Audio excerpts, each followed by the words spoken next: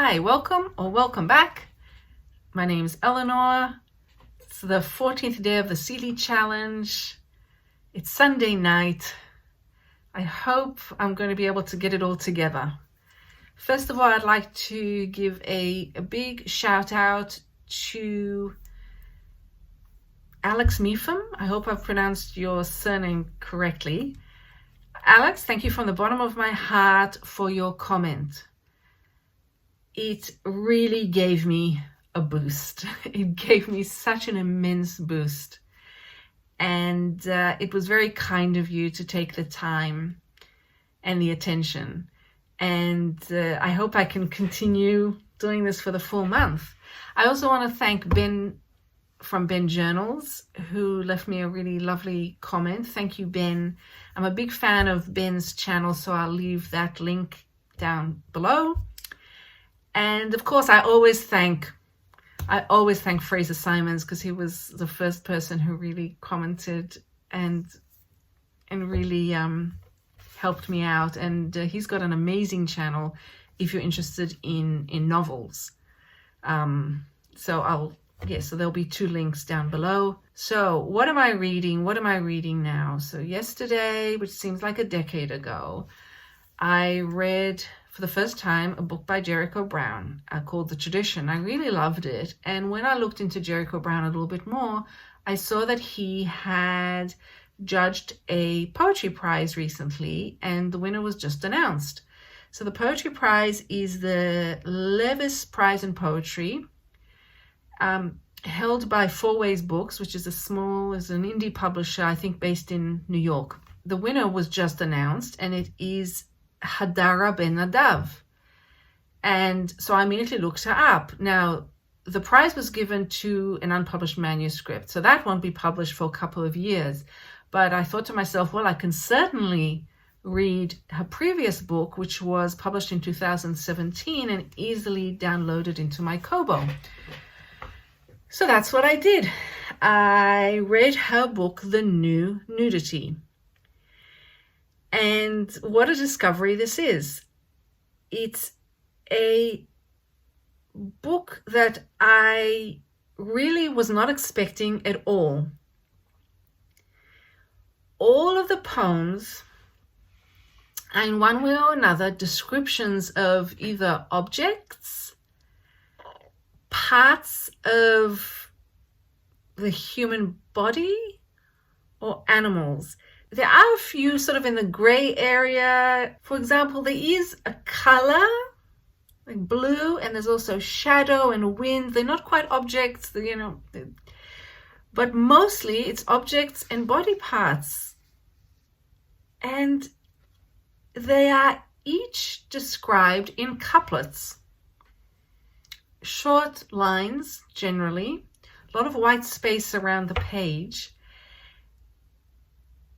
And there's an eeriness to this book in two different ways. It's eerie, first of all, because the poems describe, let's say, the object in a way that feels exactly right. But at the same time, it's so unusual. So you're seeing something very familiar, and yet it becomes alien in front of your eyes while you're reading the poem. The book itself is eerie in an additional way because of the way that there isn't a narrative arc at all, but there's a progression in the poems that takes you into very unexpected emotional territory that you're not expecting at all. So, to put this book in context, I think what Hadara Bar-Nadav is doing is working within a particular tradition. So again, it's lovely that it's come after the book tradition and chosen by Jericho Brown. And it's a tradition of certain poets who have obsessively examined parts of everyday life mostly, and often just objects, and often small objects, or objects that you wouldn't even notice usually. Or there might be plants or animals as well. And then written about them so as to try to really capture some sort of truth with a capital T in a way about that object, going beyond the name that we give the object. So of course, you know, you would name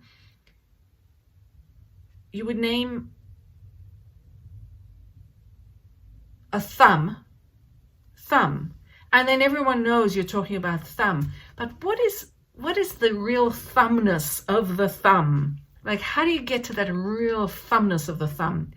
And that is actually the first poem that Ben-Nadav has in her book. It's titled Thumb, so each title tells you what the object is. And for example, it starts, who means what it is to be human and is scarred by childhood? Thick and necklace, your head shaped like a gravestone. She goes on in the poem to say, for example, once removed by a chisel, then reattached. Useless while typing. Useless tool who only worships space. She goes on, who always leans to one side, detached, distant from all the others. That's not the whole poem. In between that, there's even weirder things. And taken as a whole, I'm never going to look at a thumb the same way again. I'm just not. And she does it over and over again with all these objects. For example, the next poem is Fountain, and she starts it this way. Okay, this is how she starts a poem about fountain. Dirty, dirty boy, what have you done? Your bath splattered with cigarette butts, leaves, the droppings of doves. I mean, you see, it's imagination and it's strange, but it's exactly what she's captured, something of what I feel and have felt when I've passed. You know, fountains are usually, they end up dirty, and they, like, you sort of feel like that about a fountain. It's so interesting. To go back to the tradition she's working in, it's obvious that because of her quotations from other writers right at the beginning of her book, she's also paying homage, I think, to most obviously Francis Ponge, who wrote The Nature of Things in French. This is all translated, and also a book called Soap. And the third poem in her book is Soap. And I haven't read those books in a long time, but I was introduced to them in a workshop I did years ago. And I was also advised to get this book. It's an old book, but a good one, called Testimony of the Invisible Man. And it has Francis Ponge in there, along with other poets, and how they have viewed objects in this way. So there's a tradition. She also mentions Paul Celan. I have not read him yet, but I certainly have read Gertrude Stein, and she quotes Gertrude Stein's poem A Long Dress, which is, I will leave a link to Gertrude Stein's objects. It's part of her Tender Buttons. It's quite something. If you're new to poetry, it'll blow your mind. But Gertrude Stein's Tender Buttons is available online, free access, and it's got 3 sections, and one of them is objects. And she does something similar as well, but crazy wild. So I'm making a mental note. I must read Paul Celan.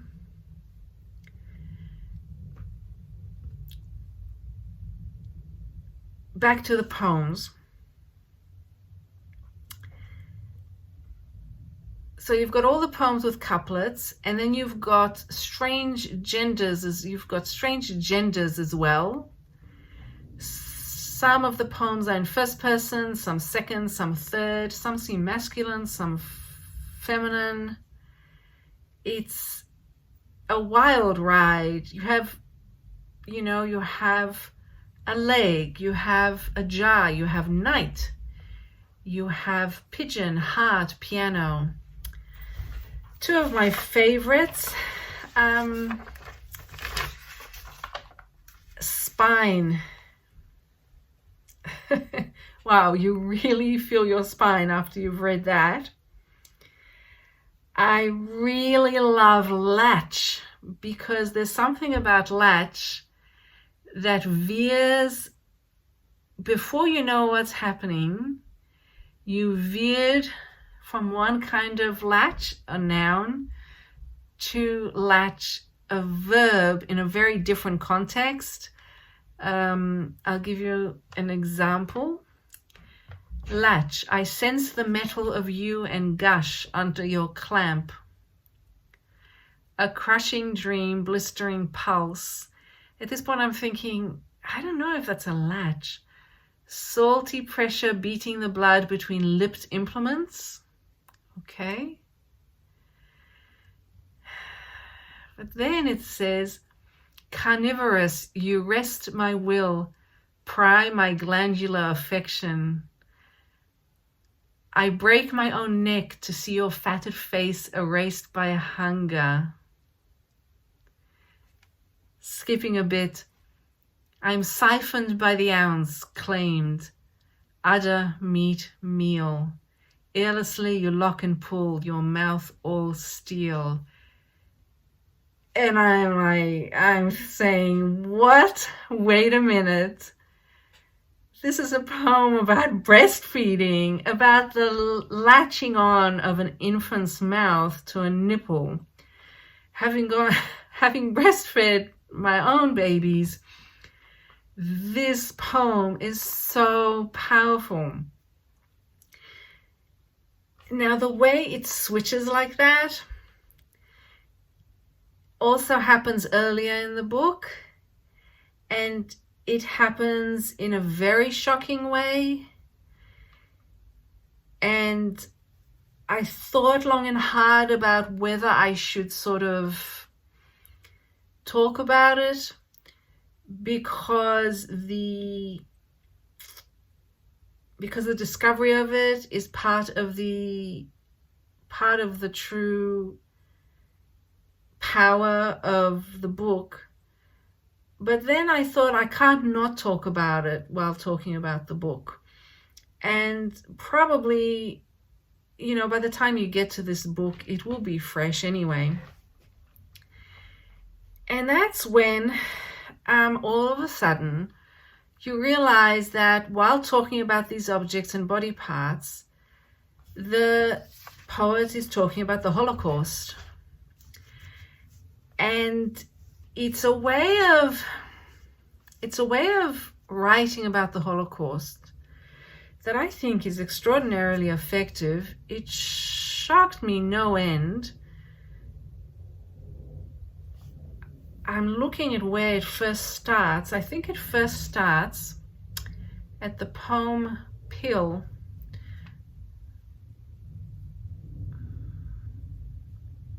Yeah, it's the second part. There's 4 parts to the book. The first poem of the second part is called Pill, and it starts, you die by drowning and worship the sea, blonde anodyne, chemical god, come quickly, pool in the blood. It's got wonderful rhythm.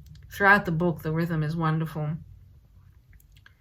I should mention that the manuscript that won the prize, I believe, is called The Singing Pills, which is an excellent title, I think.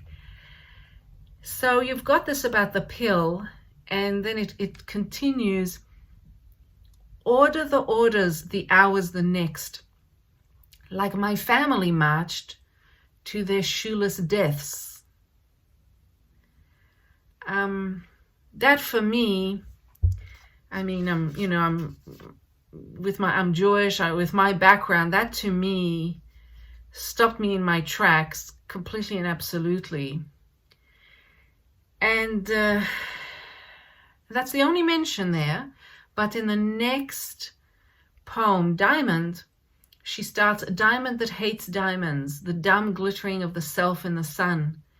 Glitter during war, glitter during plague, glittering terezin in electric wire, terezin being where there was a concentration camp in Czech Republic. There are a couple of other mentions. It reaches a crescendo, and then there's a necklace poem about a necklace that is obviously the Star of David. And then it feels like it moves on. But wow, I've never come across anything like this before. I'm still really digesting it, to be frank. It had such a powerful effect on me, this unexpected addition in this book. And now I'm looking at my notes. There's really a lot that's unexpected. This is the clarity of this allusion to the Holocaust it's very obvious. But there are a lot of other allusions as well that come and go and might mean more to some people than others, about different subjects, different emotions. And yet the whole time, the speaker of the poem has this objective, analytical, I would say almost like an intellectual way of presenting the poems. The way I was thinking about it also is that there's also a component of a riddle in each poem, because yes, the riddle, you're given the answer to the riddle in the title, but it's still a riddle. It's still written as a riddle. For example, carriage for meat, the hands and feet, cascade of muddied ribs. We keep her locked in the garage or tied up in the back of a truck. I mean, the answer to the riddle is ladder. Without knowing ladder, it sounds terribly ominous.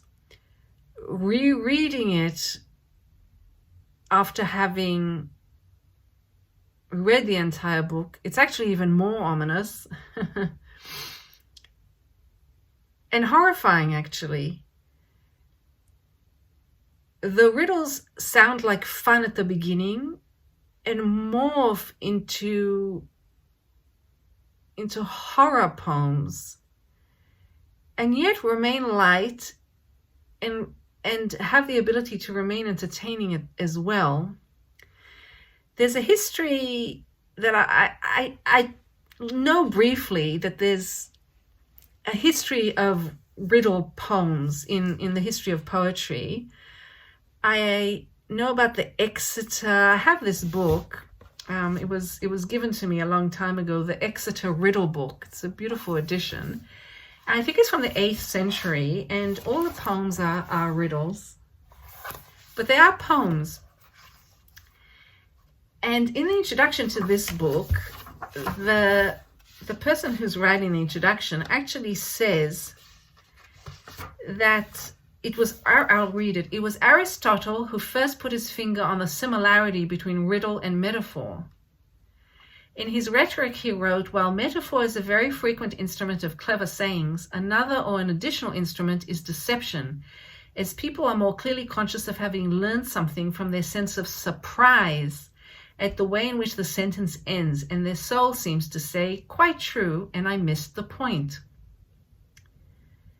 This too is the result of pleasure afforded by clever riddles. They are instructive and metaphorical in their expression. So there's a lot happening in this book.